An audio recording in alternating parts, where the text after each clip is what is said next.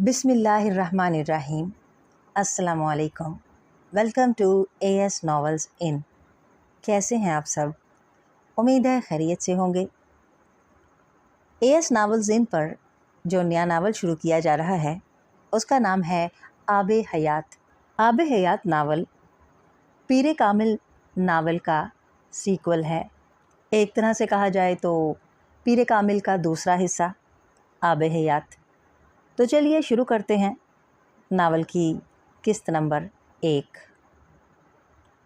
बाब 1। आदम व हव्वा।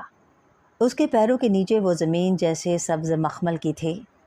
मखमल या कुछ और था, ताहद नज़र ज़मीन पर सब्ज़े की तरह फैला हुआ, दरख्तों पर उगने वाली पीली कौंपलों जैसा सब्ज़, और फिर यकदम समंदर के अंदर पैदा होने वाली काई जैसी रंगत लिए। नमी के नन्हे नन्हे कतरे अपने वजूद पर लिए। सब्ज़े की पत्तियां मुअत्तर हवा के झोंकों से हिलती जैसे किसी रक्स में मसरूफ़ थीं।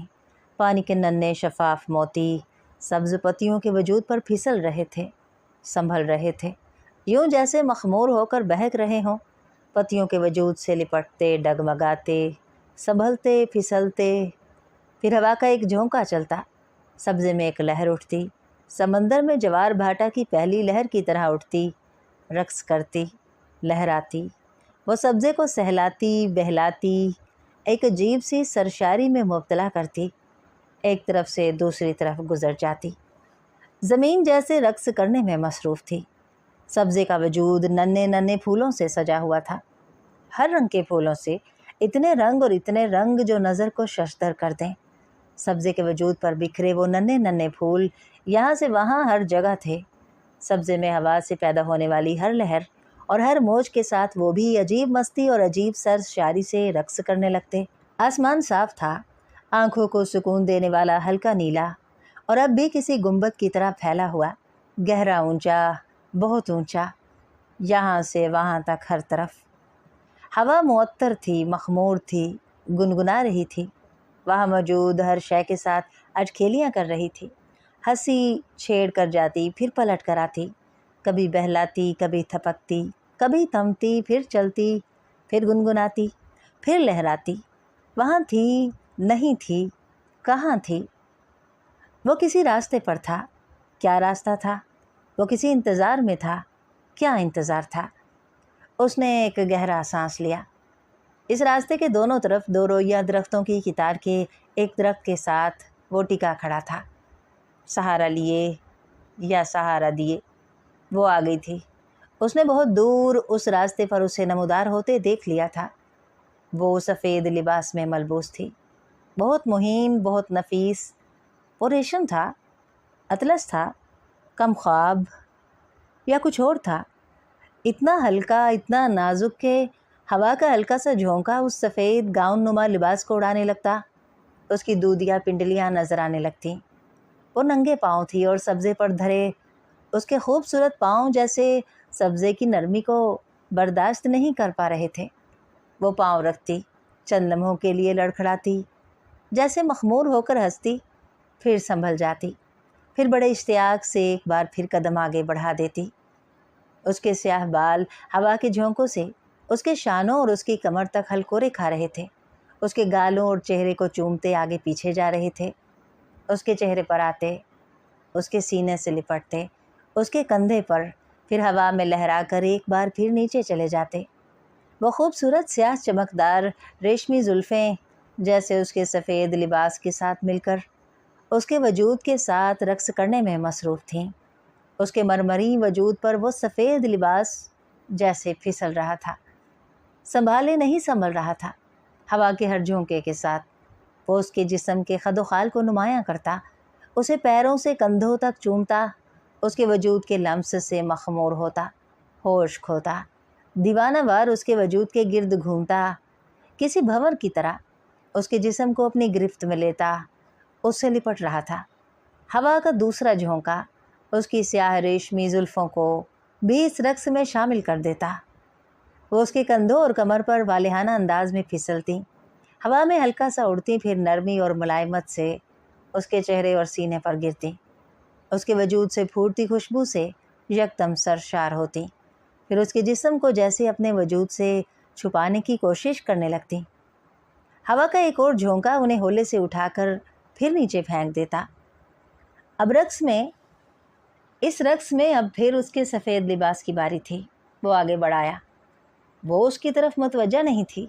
وہ عجیب سی حیرت میں مبتلا وہاں کی ہر شے کو سحر زدہ انداز میں دیکھ رہی تھی، بچوں جیسی حیرت اور اشتیاق کے ساتھ۔ اس راستے پر چلتے چلتے اس نے اسے دیکھ لیا۔ اس کے قدم تھمے، دونوں کی نظریں ملی، پھر اس کے چہرے پر بے ساختہ مسکراہٹ آئی۔ پہلے مسکراہٹ، پھر ہنسی۔ اس نے اسے پہچان لیا تھا۔ وہاں موجود وہ واحد وجود تھا جسے وہ پہچانتی تھی۔ اس نے ہاتھ بڑھایا۔ وہ اس کا ہاتھ تھام کر اس کے قریب آ گئی۔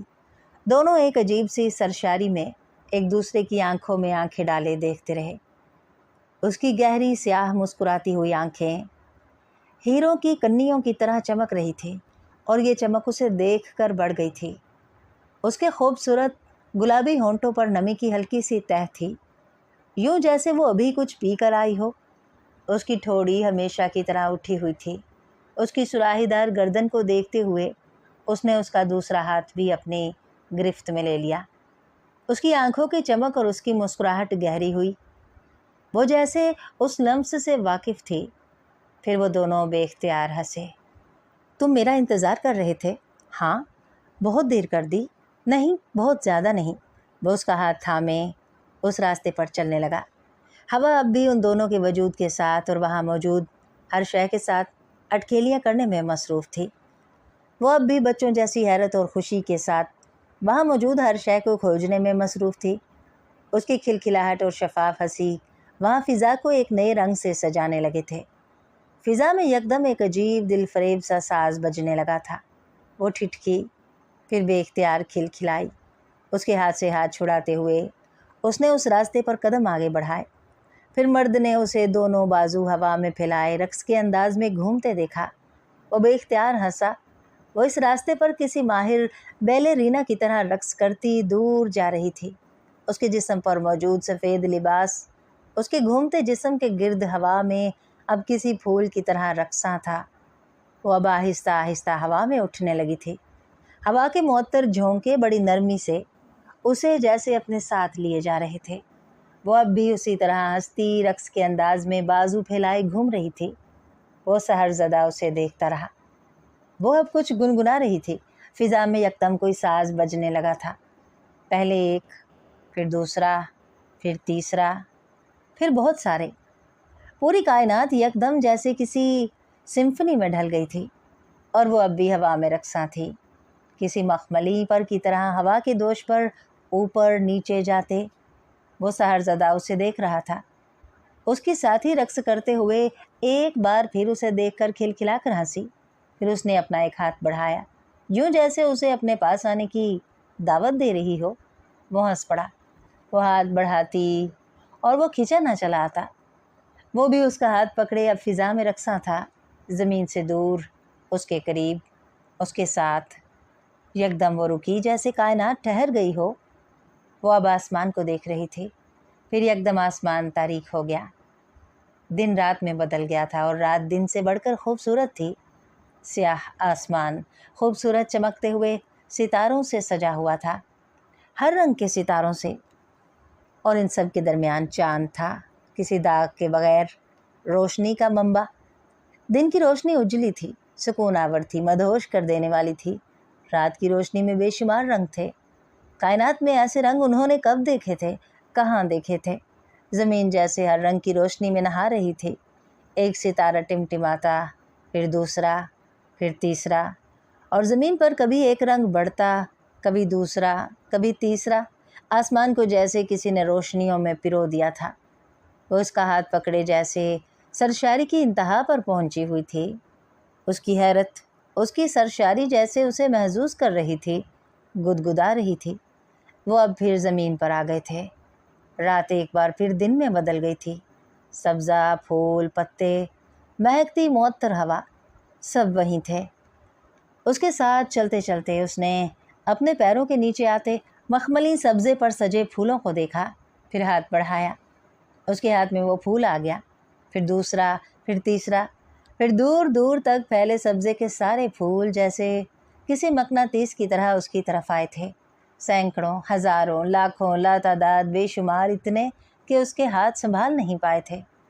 وہ اب اس کے ہاتھوں پر، اب اس کے بالوں پر، اب اس کے لباس پر، اب اس کے جسم پر وہ خوشی سے بے خود ہو رہی تھی، سرشار ہو رہی تھی۔ پھر اس نے ہاتھ کے اشارے سے انہیں ہوا میں اچھالا۔ وہ پلک جھپکتے میں آسمان کی طرف گئے۔ پورا آسمان پھولوں سے بھر گیا تھا۔ چند لمحوں کے لیے پھر پھولوں کی بارش ہونے لگی تھی۔ وہ دونوں ہنس رہے تھے، پھولوں کو بارش کے قطروں کی طرح مٹھیوں میں بھرتے اور چھوڑتے، بھاگتے، کھلکھلاتے وہ سب پھول زمین پر گر کر ایک بار پھر سبزے میں اپنی اپنی جگہ سج گئے تھے، وہاں جہاں وہ تھے، وہیں جہاں انہیں ہونا چاہیے تھا۔ وہ ایک بار پھر آسمان کو دیکھ رہے تھے۔ وہاں بادل نظر آ رہے تھے، روئی کے گالوں جیسے حرکت کرتے بادل۔ وہ سب بادل وہاں جمع ہو رہے تھے جہاں وہ کھڑے تھے۔ پھر اس نے آسمان پر بارش کا پہلا قطرہ دیکھا۔ اس نے ہاتھ بڑھا کر اسے اپنی ہتھیلی پر لیا۔ اس قطرے کو دیکھ کر دوبارہ ہنستے ہوئے آسمان کی طرف اچھال دیا۔ اس بار وہ قطرہ اوپر جا کر اکیلا واپس نہیں آیا تھا، وہ بہت سارے دوسرے قطروں کو لے کر آیا تھا، بہت سارے نرم لمس کے گدگدانے والے قطرے۔ بارش برس رہی تھی اور وہ دونوں بچوں کی طرح ہنستے، کھلکھلاتے پانی کے ان قطروں کو ہاتھوں سے پکڑ کر ایک دوسرے پر اچھال رہے تھے۔ وہ بارش تھی، پانی تھا، مگر وہ قطرے ان کے بالوں، ان کے جسم کو گیلا نہیں کر رہے تھے۔ وہ جیسے شفاف موتیوں کی بارش تھی جو ان کے ہاتھ اور جسم کی ایک جنبش پر ان کے بالوں اور لباس سے الگ ہو کر دور جا گرتے۔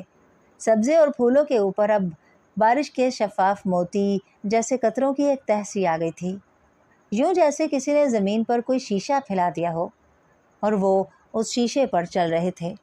ان کو اپنے سائے میں لیے وہ رکتے، ہاتھ ہلاتے، آسمان پر بادلوں کو ایک جگہ سے دوسری جگہ بھیجتے، پھر اپنی طرف بلاتے۔ وہ آسمان پر جیسے پانی سے مصوری کر رہے تھے۔ پھر جیسے وہ اس کھیل سے تھک گئی، وہ رکی، بارش تھمی، زمین سے پانی کے قطرے غائب ہونے لگے۔ پھر بادل، چند ساعتوں میں آسمان صاف تھا، یوں جیسے وہاں کبھی بادل نام کی کوئی شے آئی ہی نہ ہو۔ وہ اب اس کا ہاتھ پکڑ رہا تھا۔ اس نے چونک کر اسے دیکھا۔ تمہیں کچھ دکھانا ہے؟ وہ مسکرایا۔ کچھ اور بھی؟ اس کی خوشی کچھ اور بڑھی۔ ہاں، کچھ اور بھی۔ اس نے اس بات میں سر ہلایا۔ کیا؟ اس نے بے ساختہ اس سے پوچھا تھا۔ وہ خاموشی سے مسکرا دیا۔ کیا؟ اس نے بچوں کی طرح اصرار کیا۔ وہ پہلے سے زیادہ پراسرار انداز میں مسکرایا۔ وہ اس کا ہاتھ پکڑے اسی نئے راستے کی طرف جا رہا تھا۔ پھر ان دونوں کو دور سے کچھ نظر آنے لگا تھا۔ سالار نے ہڑبڑا کر آنکھ کھولی۔ کمرے میں مکمل تاریکی تھی۔ وہ فوری طور پر سمجھ نہیں سکا کہ وہ کہاں ہے۔ اس کی سماعتوں نے دور کہیں کسی مسجد سے سحری کے آغاز کا اعلان سنا۔ اس کمرے کے گھپ اندھیرے کو کھلی آنکھوں سے کھوجتے ہوئے اسے اگلا خیال اس خواب اور امامہ کا آیا تھا۔ وہ کوئی خواب دیکھ رہا تھا جس سے وہ بیدار ہوا تھا، مگر خواب میں وہ امامہ کو کیا دکھانے والا تھا؟ اسے کچھ یاد نہیں آیا۔ امامہ؟ اس کے دل کی دھڑکن جیسے ایک لمحے کے لیے رکی۔ وہ کہاں تھی؟ کیا پچھلی رات ایک خواب تھی؟ وہ یکدم جیسے کرنٹ کھا کر اٹھا۔ اپنی رکی سانس کے ساتھ اس نے دیوانہ وار اپنے بائیں جانب بیڈ ٹیبل لیمپ کا سوئچ آن کیا۔ کمرے کی تاریکی جیسے یکدم چھٹ گئی۔ اس نے برق رفتاری سے پلٹ کر اپنی داہنی جانب دیکھا اور پرسکون ہو گیا۔ اس کی رکی سانس چلنے لگی۔ وہ وہیں تھی۔ وہ ایک خواب سے کسی دوسرے خواب میں داخل نہیں ہوا تھا۔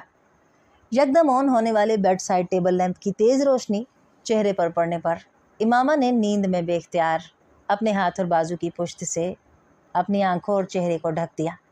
سالار نے پلٹ کر لیمپ کی روشنی کو ہلکا کر دیا۔ وہ اسے جگانا نہیں چاہتا تھا۔ وہ اس سے چند فٹ کے فاصلے پر تھی، گہری پرسکون نیند میں۔ اس کا ایک ہاتھ تکیے پر اس کے چہرے کے نیچے دبا ہوا تھا اور دوسرا اس وقت اس کی آنکھوں کو ڈھانپے ہوئے تھا۔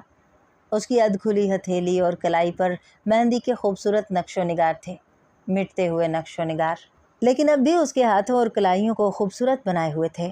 سالار کو یاد آیا وہ مہندی کسی اور کے لیے لگائی گئی تھی۔ اس کے ہونٹوں پر ایک مسکراہٹ آئی۔ اس نے بے اختیار چند لمحوں کے لیے آنکھیں بند کیں۔ کسی اور کے لیے؟ پچھلی ایک شام ایک بار پھر کسی فلم کی طرح اس کی آنکھوں کے سامنے ایک سیکنڈ کے 1000ویں حصے میں گزر گئی تھی۔ اس نے سعیدہ اماں کے صحن میں اس چہرے کو 9 سال بعد دیکھا تھا اور 9 سال کہیں غائب ہو گئے تھے۔ وہ ذرا سا آگے جھکا، اس نے بڑی نرمی سے اس کے ہاتھ کو اس کے چہرے سے ہٹا دیا۔ بیڈ سائڈ ٹیبل لیمپ کی زرد روشنی میں اس سے چند انچ دور وہ اس پر جھکا، اسے مبہوت دیکھتا رہا۔ وہ گہرے سانس لیتی جیسے اسے زندگی دے رہی تھی۔ اسے دیکھتے ہوئے وہ جیسے کسی طلسم میں پہنچا ہوا تھا۔ بے حد غیر محسوس انداز میں اس نے امامہ کے چہرے پر آئے کچھ بالوں کو اپنی انگلیوں سے بڑی احتیاط سے ہٹایا۔ امامہ کی آنکھ الارم کی آواز سے کھلی تھی۔ موندی آنکھوں کے ساتھ اس نے لیٹے لیٹے بیڈ سائڈ ٹیبل پر پڑے اس الارم کو بند کرنے کی کوشش کی، لیکن الارم کلاک بند ہونے کی بجائے نیچے کارپیٹ پر گر گیا۔ امامہ کی نیند یکدم غائب ہوئی تھی۔ الارم کی آواز جیسے اس کے اعصاب پر سوار ہونے لگی تھی۔ وہ کچھ جھلا کر اٹھی تھی۔ بیڈ سائڈ ٹیبل لیمپ آن کر کے وہ کمبل سے نکلی اور بے اختیار کپ کپائی۔ سردی بہت تھی۔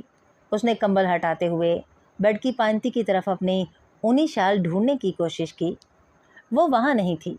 اس نے جھک کر کارپیٹ پر دیکھا۔ اسے یاد آیا کہ شال رات کو صوفے پر رکھی تھی، لیکن اس وقت وہ بیڈ روم سے نکلنے کی ہمت نہیں کر پائی۔ الارم اب بھی بج رہا تھا، مگر نظر اب بھی نہیں آ رہا تھا۔ اس کی جھنجھلاہٹ بڑھ گئی تھی۔ تبھی اس نے اچانک کوئی خیال آنے پر سالار کے بستر کو دیکھا۔ وہ خالی تھا۔ اسے جیسے یکدم یاد آیا کہ وہ کہاں تھی۔ جھنجھلاہٹ یکدم غائب ہوئی اور ساتھ ہی الارم کی آواز بھی۔ یہ سحری کا وقت تھا۔ امامہ سالار کے گھر پر تھی اور یہ اس کی نئی زندگی کا پہلا دن تھا۔ وہ دوبارہ اپنے بیڈ پر بیٹھ گئی۔ کمبل کے ایک کونے سے اس نے اپنے کندھے ڈھانپنے کی کوشش کی۔ اس کے جسم کی کپ کپاہٹ کچھ کم ہوئی۔ اس نے پہلی بار اپنے بیڈ سائڈ ٹیبل پر پڑی چیزوں کو غور سے دیکھا۔ وہاں رات کو سالار نے گھڑی رکھی تھی، لیکن اب وہاں نہیں تھی۔ ایک چھوٹا رائٹنگ پیڈ اور پین بھی تھا۔ پاس ہی کارڈ لیس فون تھا۔ پانی کی ایک چھوٹی بوتل بھی وہیں تھی اور اس کے پاس اس کا سیل پڑا تھا۔ اسے ایک بار پھر الارم کلاک کا خیال آیا۔ اسے یاد تھا کہ اس نے الارم نہیں لگایا تھا۔ یہ کام سالار کا تھا۔ شاید اس نے اپنے لیے الارم لگایا تھا۔ پھر جیسے اس کے ذہن میں ایک جھماکا سا ہوا۔ بیڈ کی وہ سائڈ جو رات کو اس نے سونے کے لیے منتخب کی تھی، وہ سالار کا بستر تھا۔ وہ عادتاً دائیں طرف گئی تھی اور سالار اسے روک نہیں سکا۔ وہ کچھ دیر چپ چاپ بیٹھی رہی۔ پھر اس نے بے حد ڈھیلے انداز میں اپنا سیل فون اٹھا کر ٹائم دیکھا اور جیسے کرنٹ کھا کر اس نے کمبل اتار پھینکا۔ سحری ختم ہونے میں صرف 10 منٹ باقی تھے اور سالار، وہ الارم یقیناً اسے بیدار کرنے کے لیے لگا کر گیا تھا۔ اسے بے ساختہ غصہ آیا۔ اسے وہ خود بھی جگا سکتا تھا۔ جب تک وہ کپڑے تبدیل کر کے لاؤنج میں گئی، اس کا غصہ غائب ہو چکا تھا۔ کم از کم آج وہ اس سے خوشگوار موڈ میں ہی سامنا چاہتی تھی۔ سٹنگ ایریا کے ڈائننگ ٹیبل پر سحری کے لیے کھانا رکھا تھا۔ وہ بہت تیزی سے کچن میں کھانے کے برتن لینے کے لیے گئی، لیکن سنک میں 2 افراد کے استعمال شدہ برتن دیکھ کر اسے جیسے دھچکا لگا تھا۔ وہ کھانا یقیناً فرقان کے گھر سے آیا تھا اور وہ فرقان کے ساتھ ہی کھا چکا تھا۔ اسے خواہ خوش فہمی ہوئی تھی کہ آج اس کے گھر میں پہلی سحری تو وہ ضرور اسی کے ساتھ کرے گی۔ بوجھل دل کے ساتھ ایک پلیٹ لے کر وہ ڈائننگ ٹیبل پر آ گئی، لیکن وہ چند لقموں سے زیادہ نہیں لے سکی۔ اسے کم از کم آج اس کا انتظار کرنا چاہیے تھا، اس کے ساتھ کھانا چاہیے تھا۔ امامہ کو واقعی بہت رنج ہوا تھا۔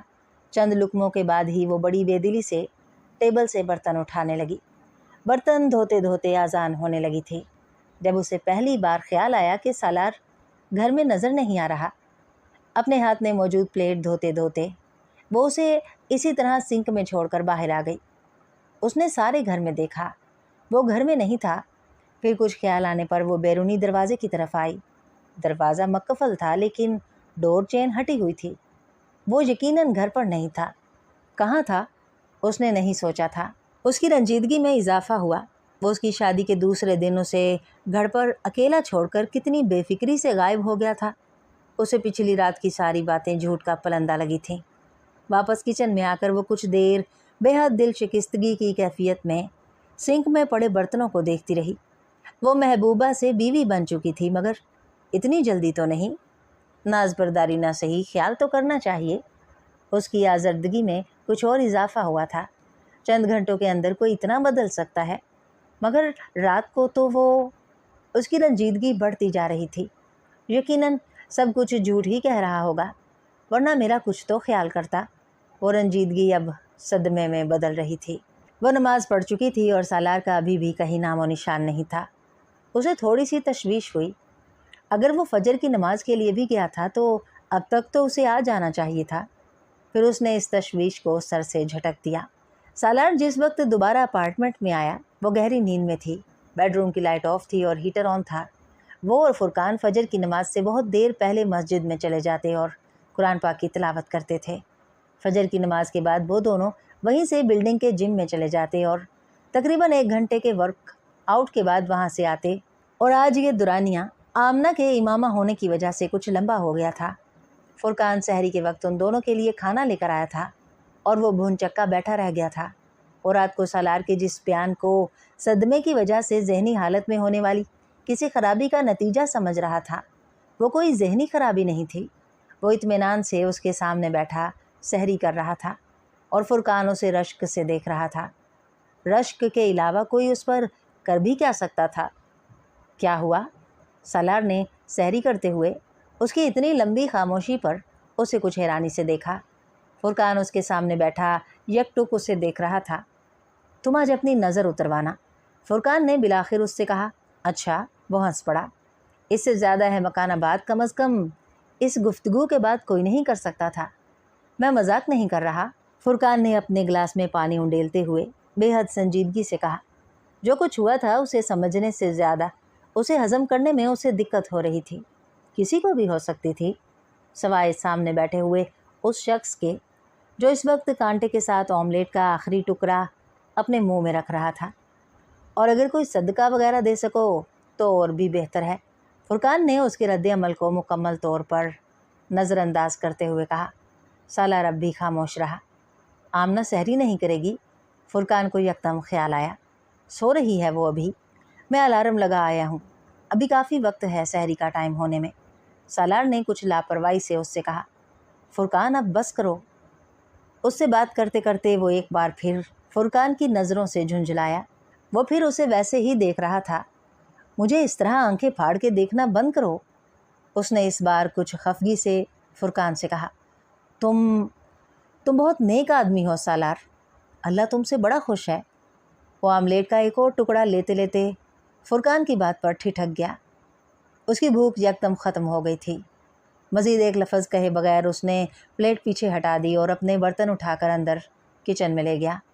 वो खुशी, सरशारी, इत्मीनान और सुकून जो कुछ देर पहले जैसे उसके पूरे वजूद से झलक रहा था, फुरकान ने पलक झपकते उसे धुआं बनकर गायब होते देखा।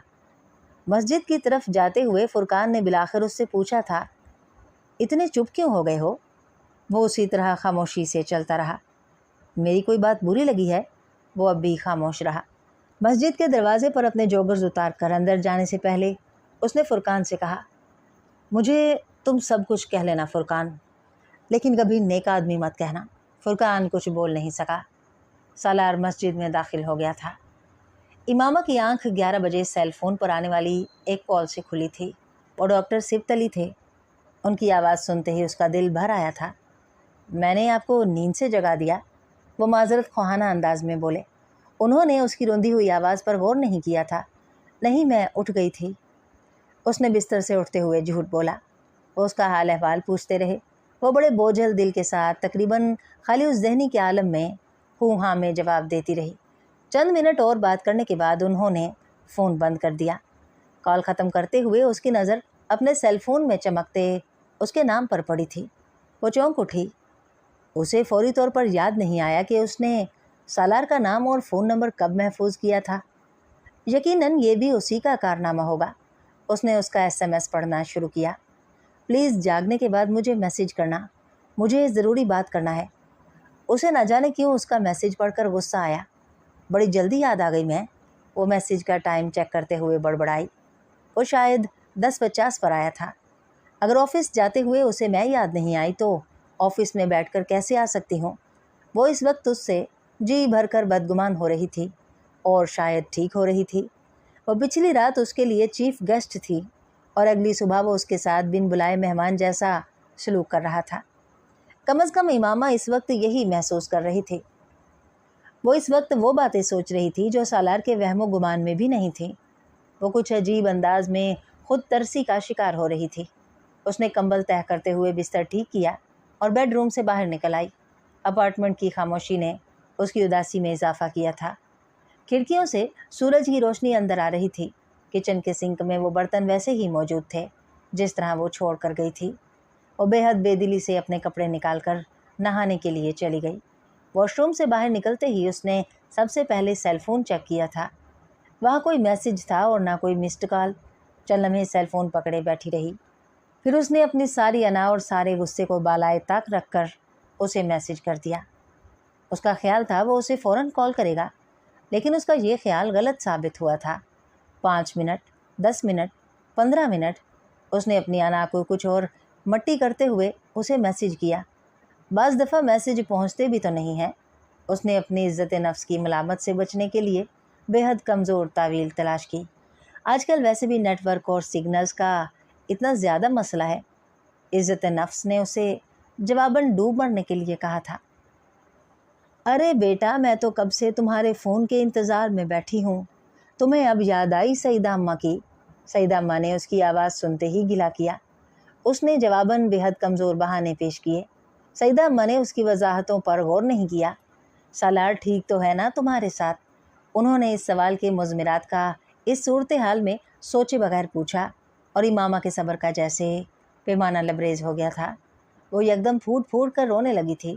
سعیدہ اماں بری طرح گھبرا گئی تھی۔ کیا ہوا بیٹا؟ ارے اس طرح کیوں رو رہی ہو؟ میرا تو دل گھبرانے لگا ہے۔ کیا ہو گیا آمنہ؟ سعیدہ اماں کو جیسے ٹھنڈے پسینے آنے لگے تھے۔ سالار نے کچھ کہہ دیا ہے کیا؟ سعیدہ اماں کو سب سے پہلا خیال یہی آیا تھا۔ مجھے اس سے شادی نہیں کرنی چاہیے تھی، امامہ نے ان کے سوال کا جواب دیے بغیر کہا۔ سعیدہ اماں کی حواس باختگی میں اضافہ ہوا۔ میں نے کہا بھی تھا آپ سے۔ وہ روتی جا رہی تھی۔ کیا وہ اپنی پہلی بیوی کی باتیں کرتا رہا ہے تم سے؟ سعیدہ اماں نے سالار کے حوالے سے لاحق واحد خدشے کا بے اختیار ذکر کیا۔ پہلی بیوی؟ امامہ نے روتے روتے کچھ حیرانی سے سوچا، لیکن سالار کے لیے اس وقت اس کے دل میں اتنا غصہ بھرا ہوا تھا کہ اس نے بلا سوچے سمجھے سعیدہ اماں کے خدشے کی تصدیق کر دی۔ جی، اس نے روتے ہوئے جواب دیا۔ سعیدہ اماں کے سینے پر جیسے گھونسا لگا۔ یہ خدشہ تو انہیں تھا، لیکن ان کا خیال تھا کہ اپنے گھر لے جاتے ہی پہلے دن تو وہ کم از کم اپنی اس کئی سال پرانی منکوحہ کا ذکر نہیں کرے گا۔ امامہ کو سالار پر کیا غصہ آنا تھا جو سعیدہ اماں کو آیا تھا۔ انہیں یکدم پچھتاوا ہوا تھا۔ واقعی کیا ضرورت تھی یوں راہ چلتے کسی بھی 2 ٹکے کے آدمی کو پکڑ کر یوں اس کی شادی کر دینے کی؟ انہوں نے پچھتاتے ہوئے سوچا۔ تم فکر نہ کرو، میں خود سبط علی بھائی سے بات کروں گی، سعیدہ اماں نے بے حد غصے میں کہا۔ سعیدہ اماں سے بات کرتے ہوئے وہ اتنی دیر میں پہلی بار بہت اچھا محسوس کر رہی تھی، یوں جیسے کسی نے اس کے دل کا بوجھ ہلکا کر دیا ہو۔ اسے اس وقت جس متعصب جانبداری کی ضرورت تھی انہوں نے اسے وہی دی تھی۔ ان سے بات کرتے ہوئے روانی اور فراوانی سے بہنے والے آنسو اب یکدم خشک ہو گئے تھے۔ وہاں سے 10 میل کے فاصلے پر اپنے بینک کے بورڈ روم میں بیٹھی ایویلیویشن ٹیم کو دی جانے والی پریزنٹیشن کے اختتامیہ سوال و جواب کے سیشن میں کریڈیبلٹی اینڈ ٹرسٹ فیکٹر سے متعلقہ کسی سوال کے جواب میں بولتے ہوئے سالار کو اندازہ بھی نہیں تھا کہ اس کے گھر پر موجود اس کی 1 دن کی بیوی اور 9 سالہ محبوبہ گھر پر بیٹھی اس کی ساکھ اور نام کا تیا پانچا کرنے میں مصروف تھی، جس کو اس وقت اس وضاحت کی اس ایویلیشن ٹیم سے زیادہ ضرورت تھی۔ سونا ہو گیا، رونا بھی ہو گیا، اب اور کیا رہ گیا تھا؟ امامہ نے ٹیشو پیپر سے آنکھیں اور ناک رگڑتے ہوئے بالآخر رسیور رکھتے ہوئے سوچا۔ اسے کچن کے سنک میں پڑے برتنوں کا خیال آیا۔ بڑی نیم دلی سے وہ کچن میں گئی اور ان برتنوں کو دھونے لگی، اور شام کے لیے اپنے کپڑے نکالنے کے لیے ایک بار پھر بیڈ روم میں آ گئی، اور تبھی اس نے اپنا سیل فون بجتے سنا۔ جب تک وہ فون کے پاس پہنچی فون بند ہو چکا تھا۔ وہ سالار تھا اور اس کے سیل پر یہ اس کی چوتھی مسڈ کال تھی۔ وہ سیل ہاتھ میں لیے اس کی اگلی کال کا انتظار کرنے لگی۔ کال کی بجائے اس کا میسج آیا۔ وہ اسے اپنے پروگرام میں تبدیلی کے بارے میں بتا رہا تھا کہ ڈاکٹر سبط علی کا ڈرائیور 1 گھنٹے تک اسے وہاں سے डॉक्टर साहब के घर ले जाएगा और वो अफ्तार के बाद ऑफिस से सीधा डॉक्टर साहब के घर आने वाला था। चंद लम्हों के लिए उसका दिल चाहा वो फ़ोन को दीवार पर दे मारे, लेकिन वो उसका अपना फ़ोन था। सालार को क्या फ़र्क पड़ता। वो उससे रात को इतना लंबा चौड़ा इजहार मोहब्बत ना करता तो वो आज उससे तवक्कुआत का ये अंबार लगा कर ना बैठी होती। लेकिन सालार के हर जुमले पर उसने लाशऊरी तौर पर पिछली रात अपने दामन के साथ एक गिरा बांध ली थी और गिरों से भरा वो दामन अब उसे बुरी तरह तंग करने लगा था। डॉक्टर सिबतली घर पर नहीं थे। आंटी कुलसूम ने बड़ी गर्मजोशी के साथ उसका इस्तकबाल किया और वो भी जिस हद तक मसनूई जोश व खरोश और इत्मीनान का मुजाहरा कर सकती थी करती रही। आंटी के मना करने के बावजूद वो उनके साथ मिलकर अफ्तार और डिनर की तैयारी करवाती रही। डॉक्टर सिबतली अफ्तार से कुछ देर पहले आए थे और उन्होंने इमामा की संजीदगी नोट की थी, मगर उसकी संजीदगी का ताल्लुक सालार से नहीं जोड़ा था। वो जोड़ भी कैसे सकते थे। सालार अफ्तार के तकरीबन आध घंटे के बाद आया था और इमामा से पहली नज़र मिलते ही सालार को अंदाज़ा हो गया था कि सब कुछ ठीक नहीं है। वो उसकी खैर मकदमी मुस्कुराहट के जवाब में मुस्कुराई थी, ना ही उसने डॉक्टर सिबतली और उनकी बीवी की तरह गर्मजोशी से उसके सलाम का जवाब दिया था। वो बस नज़रें चुराकर लाउंज से उठकर किचन में चली गई थी। एक लम्हे के लिए सालार को लगा कि शायद उसे गलत फहमी हुई है। आखिर वो उससे किस बात पर नाराज़ हो सकती है। और डॉक्टर सिबतली के पास बैठा उनसे बातें करता हुआ अपने जहन में पिछले 24 घंटों के वाक़यात को दोहराता और कोई ऐसी चीज़ ढूंढने की कोशिश करता रहा जो इमामा को खफा कर सकती थी। उसे ऐसी कोई चीज़ याद नहीं आई। उनके दरमियान आखिरी गुफ्तगू रात को हुई थी। वो उसके बाजू पर सर रखे बातें करती हुई सोई थी। खफा होती तो वो उलझ रहा था। कम अज़ कम मैंने ऐसा कुछ नहीं किया जो उसे बुरा लगा हो। शायद यहाँ कोई ऐसी बात हुई हो। सालार ने खुद को बरी उज़्ज़िमा करार देते हुए सोचा, लेकिन यहाँ क्या बात हुई होगी। शायद मैं कुछ ज़रूरत से ज़्यादा हसास होकर सोच रहा हूँ। गलत फहमी भी हो सकती है मुझे। वो अब खुद को तसल्ली दे रहा था, लेकिन उसकी छठी हिस्स उसे अब भी इशारा दे रही थी। बेशक वो उससे 9 साल बाद मिला था, मगर 9 साल पहले देखे जाने वाला उसका हर मूड उसके जहन पर रजिस्टर्ड था और वो इमामा के इस मूड को भी जानता था। डिनर टेबल पर भी ज़्यादातर गुफ्तगू डॉक्टर सिबतली और सालार के दरमियान ही हुई। वो आंटी के साथ वक्फे वक्फे से सबको डिशेज़ सर्व करती रही। खामोशी अब भी बरकरार थी। और डॉक्टर सिबतली के साथ मस्जिद में तरावीह पढ़ने आया और हिफ्ज़ कुरान के बाद आज पहली बार तरावीह के दौरान अटका। एक बार नहीं, 2 बार। उसने खुद को संभाल लिया था, लेकिन वो बार बार डिस्टर्ब हो रहा था। वो 10:30 बजे के करीब डॉक्टर सिबतली के घर से सईदामा के घर जाने के लिए निकले थे और सालार ने बिलाखिर उससे पूछ ही लिया, क्या तुम मुझसे खफा हो? खिड़की से बाहर देखते वो चंद लम्हों के लिए साकित हुई। फिर उसने कहा, मैं तुमसे क्यों खफा होंगी? और बदस्तूर खिड़की की तरफ गर्दन मोड़े बाहर देख रही थी। सालार कुछ मुतमईन हुआ। हाँ, मैं भी सोच रहा था कि ऐसी तो कोई बात नहीं हुई जिस पर तुम्हारा मूड ऑफ होता। खिड़की से बाहर देखते हुए इमामा ने उसकी बात सुनी और उसकी बरहमी कुछ और बढ़ी।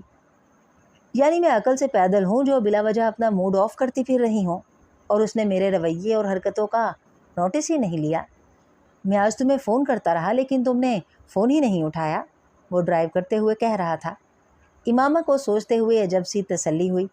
अच्छा हुआ नहीं उठाया, यानी इसने महसूस तो किया कि मैं जानबूझकर उसकी कॉल नहीं लेती रही। फिर मैंने घर के नंबर पर फ़ोन किया, वो भी इंगेज था। तुम यकीनन उस वक्त मसरूफ़ थी, इसलिए कॉल नहीं ले सकी, वो बेहदाम से लहजे में कह रहा था। वह बेनियाजी की इंतहा थी। इमामा के रंज में इजाफा हुआ। फिर उसे याद आया कि उसके फ़ोन का बैलेंस ख़त्म हो चुका था। मुझे अपने फ़ोन के लिए कार्ड ख़रीदना है, सालार ने उसे यकदम कहते सुना। वो अपना हैंड बैग खोले उसमें से कुछ निकाल रही थी और जो चीज़ उसने निकाल कर सालार को पेश की थी उसने चंद लम्हों के लिए सालार को साकित कर दिया। वह 1000 रुपये का एक नोट था। वो उसके तासुरात से बेखबर अब विंड स्क्रीन से बाहर किसी ऐसी शॉप को ढूंढने की कोशिश कर रही थी जहाँ पर वो कार्ड्स दस्तयाब होते। सालार ने अपनी तरफ बढ़े हुए उसके हाथ को पीछे करते हुए कहा, वापसी पर ले लेते हैं और इसकी ज़रूरत नहीं है। इमामा ने चौंक कर उसे देखा। तुम्हें आंखें बंद करके अपना सेल फ़ोन थमा दिया था जब तुम मेरी कुछ नहीं थी, तो अब क्या पैसे लूँगा तुमसे? गाड़ी में कुछ अजीब सी खामोशी दर आई थी। दोनों को बैक वक्त कुछ याद आया था और जो याद आया था उसने यकदम वक्त को वहीं रोक दिया था। बहुत गैर महसूस अंदाज में इमामा ने हाथ में पकड़े कागज़ के उस टुकड़े को बहुत सी तहों में लपेटना शुरू कर दिया। उसने उसकी सारी रकम लौटा दी थी, बल्कि इससे ज़्यादा ही जितनी उसने फ़ोन के बिल और उसके लिए खर्च की होगी, मगर एहसान, यकीनन उसके एहसानों का वज़न बहुत ज़्यादा था। उसने कागज़ की लिपटी तहों को दोबारा बैग में डाल दिया। सुबह से इकट्ठी की हुई बदगुमानियों की धुंध यकदम छट गई थी, या कुछ देर के लिए इमामा को ऐसा ही महसूस हुआ। बाहर सड़क पर धुंध थी और वो बड़ी एहतियात से गाड़ी चला रहा था। इमामा का दिल चाहा वो उससे कुछ बात करे, लेकिन वो खामोश था। शायद कुछ सोच रहा था या लफ्ज़ ढूंढ रहा था। आज सारा दिन क्या करती रही तुम? उसने बिलाखिर गुफ्तगू का दोबारा आगाज़ करने की कोशिश की थी। पूरा दिन फ्लैश की तरह इमामा की आंखों के सामने से गुजर गया। इमामा को नदामत हुई। वो जो कुछ करती रही थी उसे बता नहीं सकती थी। मैं सोती रही, उसने पूरे दिन को 3 लफ्ज़ों में समेट दिया। हाँ, मुझे अंदाज़ा था, जाग रही होती तो मेरी कॉल ज़रूर रिसीव करती। एक बार फिर खामोशी छा गई। पापा, मम्मी और अनीता आ रहे हैं कल शाम, सालार ने कुछ देर के बाद कहा। इमामा ने चौंक कर उसे देखा। तुमसे मिलने के लिए? उसने मज़ीद इजाफा किया और बिलाखिर ससुराल के साथ उसका पहला राब्ता होने वाला था। इमामा को अपने पेट में गिरहें लगती महसूस हुई। तुमने उन्हें मेरे बारे में बताया है? उसने बेहद नपे-तुले अल्फाज में पूछा। नहीं, फ़िलहाल नहीं, लेकिन आज बताऊंगा पापा को फ़ोन पर, वह विंड स्क्रीन से बाहर देखते हुए कह रहा था। इमामा ने उसके चेहरे को पढ़ने की कोशिश की। कोई परेशानी, तशवीश, अंदेशा, खदशा, खौफ, पछतावा, वो कुछ भी पढ़ने में नाकाम रही। उसका चेहरा बेतासुर था, और अगर उसके दिल में कुछ था भी तो वो उसे बड़ी महारत से छुपाए हुए था। सालार ने उसकी खोजती हुई नज़रों को अपने चेहरे पर महसूस किया। उसने इमामा को देखा और मुस्कुराया। इमामा ने बेख्तियार नज़रें हटाईं। अनीता की फ़्लाइट 5:30 बजे और पापा की 7 बजे है। मैं कल बैंक से जल्दी एयरपोर्ट चला जाऊंगा, फिर मम्मी और पापा को साथ लेकर मेरा ख्याल है 9 या 9:30 बजे तक घर पहुंचूंगा। ये तुमने क्या पहना हुआ है? सालार ने यकदम उसके लिबास की तरफ मतवजा होते हुए कहा। 3 घंटे 45 मिनट के बाद बिलाखिर तुम्हें याद आ गया कि मैंने कुछ पहना हुआ है। ये सोचकर इमामा की खफगी में कुछ इजाफा हुआ। कपड़े? इमामा ने जवाब दिया। सालार उसकी बात पर बेख्तियार हंसा। जानता हूँ कपड़े पहने हैं, इसीलिए तो पूछ रहा हूँ। इमामा गर्दन मोड़कर खिड़की से बाहर देखने लगी कि अब वो तारीफ़ करेगा। उसने सोचा, देर से सही, लेकिन उसे मेरे कपड़े तो नज़र आए। उसकी खफगी में कुछ और कमी हुई। कौन सा कलर है ये? सालार ने अपने पैरों पर पहली कुल्हाड़ी मारी। खिड़की से बाहर देखते हुए इमामा का दिल चाहा वो चलती गाड़ी का दरवाज़ा खोलकर बाहर कूद जाए। 3.25 घंटे में वो उसके कपड़ों का रंग भी नहीं पहचान सका था। इसका मतलब था कि उसने उसे गौर से देखा नहीं था। पता नहीं। उसने उसी तरह खिड़की से बाहर झांकते हुए बेहद सर्द मोहरी से कहा। हाँ, मैं भी अंदाज़ा नहीं कर सका। आजकल ख़वातीन पहनती भी तो बड़े अजीब अजीब कलर हैं। सालार ने उसके लहजे पर गौर किए बगैर आम से अंदाज में कहा। वो जिंक और कॉपर के सबसे ज़्यादा इन शेड को अजीब कह रहा था। इमामा को रंज सा हुआ। सालार शोहरों की तारीखी गलतियां दोहरा रहा था। इस बार इमामा का दिल नहीं चाहा कि वो उसकी बात का जवाब दे। वो इस काबिल नहीं था। उसे याद आया, उसने कल भी उसके कपड़ों की तारीफ़ नहीं की थी। कपड़े? उसने तो उसकी भी तारीफ़ नहीं की थी। इज़हार मोहब्बत किया था उसने, लेकिन तारीफ़? हाँ, तारीफ़ तो नहीं की थी उसने। वो जैसे पिछली रात को याद करते हुए तस्दीक कर रही थी। उसे दुख हुआ। क्या वो उसे इतनी भी खूबसूरत नहीं लगी थी कि वो एक बार ही कह देता? कोई एक जुमला, एक लफ्ज़, कुछ भी नहीं। वो एक बार फिर खुद तरसी का शिकार होने लगी।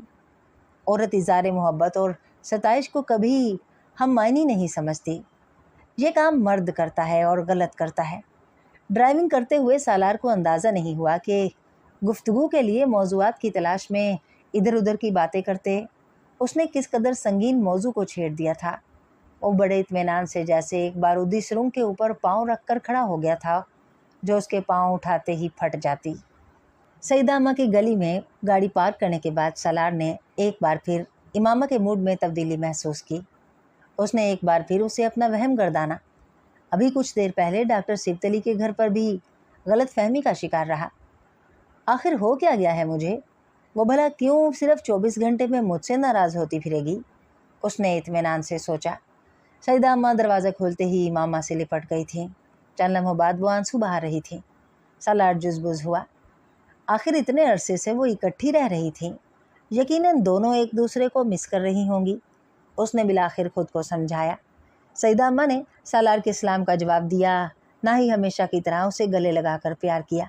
انہوں نے امامہ کو گلے لگایا، اس سے لپٹ کر آنسو بہائے اور پھر اسے لے کر اندر چلی گئیں۔ وہ ہکا بکا دروازے میں ہی کھڑا رہ گیا تھا۔ انہیں کیا ہوا؟ وہ پہلی بار بری طرح کھٹکا تھا۔ اپنے احساس کو وہم سمجھ کر جھٹکنے کی کوشش اس بار کامیاب نہیں ہوئی۔ کچھ غلط تھا، مگر کیا؟ وہ کچھ دیر وہیں کھڑا رہا، پھر اس نے پلٹ کر بیرونی دروازہ بند کیا اور اندر چلا گیا۔ وہ دونوں کچھ باتیں کر رہی تھیں، اسے دیکھ کر یکدم چپ ہو گئیں۔ سالار نے امامہ کو اپنے آنسو پونچھتے دیکھا۔ وہ ایک بار پھر ڈسٹرب ہوا۔ میں چائے لے کر آتی ہوں، بادام اور گاجر کا حلوہ بنایا ہے آج میں نے۔ سیدہ اماں یہ کہتے ہوئے اٹھ کھڑی ہوئیں۔ سالار نے بے اختیار انہیں ٹوکا۔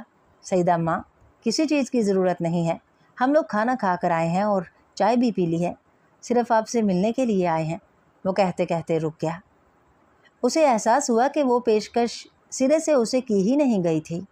سیدہ اماں مکمل طور پر امامہ کی طرف متوجہ تھیں اور امامہ اسے کچھ کھانے پینے میں متعامل نظر نہیں آئیں۔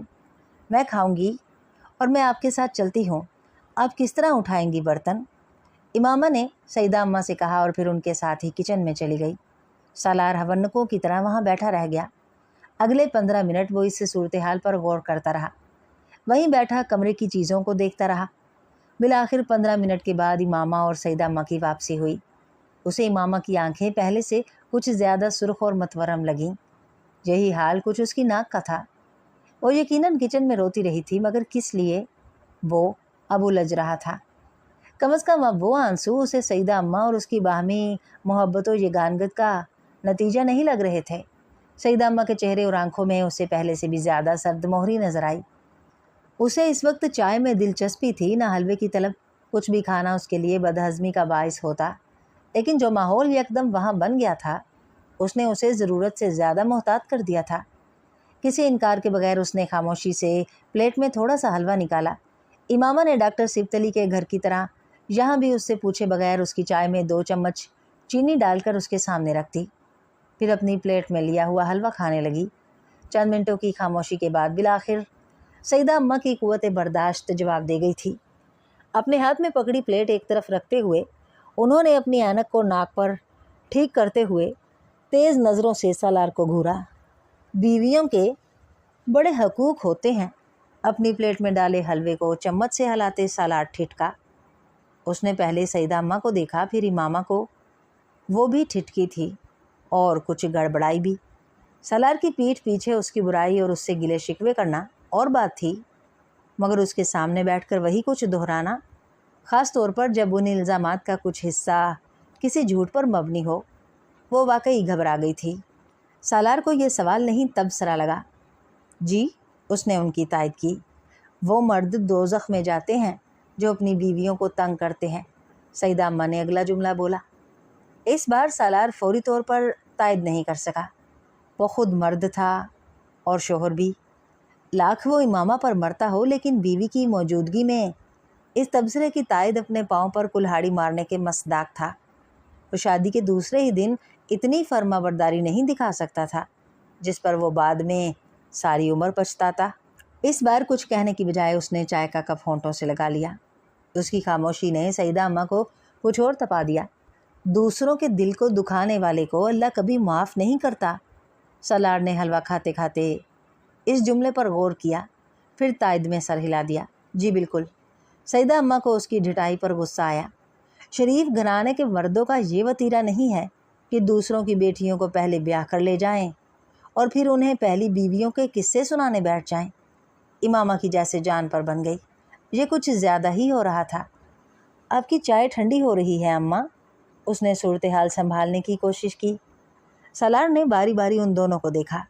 اسے اس جملے کا سر پیر कुछ समझ नहीं आया था और पहले जुमलों से उनका क्या ताल्लुक़ था वो भी समझ नहीं पाया, लेकिन तायद करने में कोई बुराई नहीं थी क्योंकि बात मुनासिब थी। ठीक कह रही हैं आप, उसने बिलाखिर कहा।